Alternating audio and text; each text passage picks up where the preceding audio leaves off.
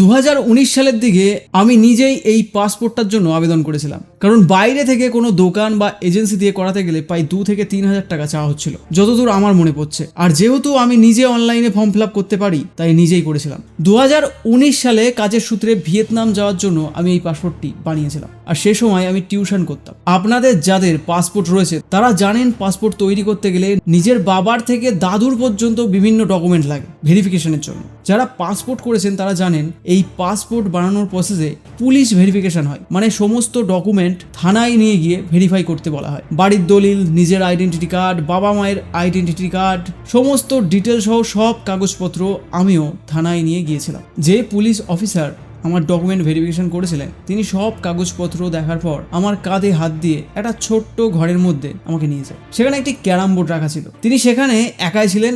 আর বলে রাখি, তিনি কোনো সাধারণ পুলিশ কর্মী নন, একদম স্টার মারা অফিসার ছিলেন। তিনি আমাকে বলে, কিছু খাওয়াবে তো? প্রথমে আমি বুঝতে পারিনি উনি কি বলতে চাইছেন। তারপর আবার উনি বললেন, মিষ্টি খাওয়াবে তো? মনে মনে আমি ভেবেছিলাম সেদিন হঠাৎ আমি মিষ্টি খাওয়াতে যাব কেন। তখন আমি বললাম, ঠিক আছে আমি এনে দিচ্ছি।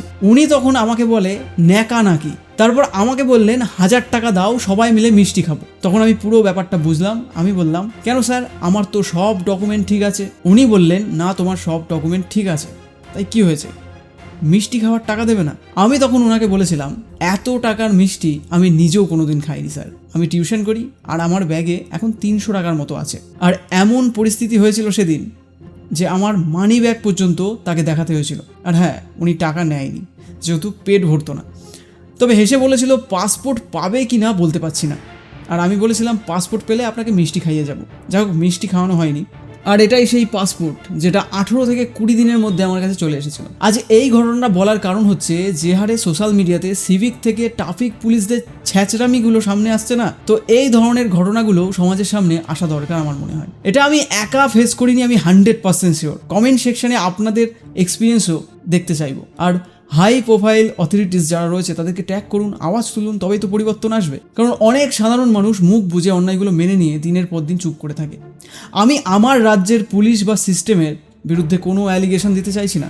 এটা নতুন বাংলা, আর এই বাংলাতে আমি শুধু চাই এই বিষয়গুলোর দিকে অথরিটিস এবং প্রশাসন নজর দিক, যাতে ভবিষ্যতে কোনো সাধারণ মানুষ নিজের অধিকার নিয়ে কোনো কাজ করাতে গেলে তাকে যেন মিষ্টি খাইয়ে কাজ করতে না হয়।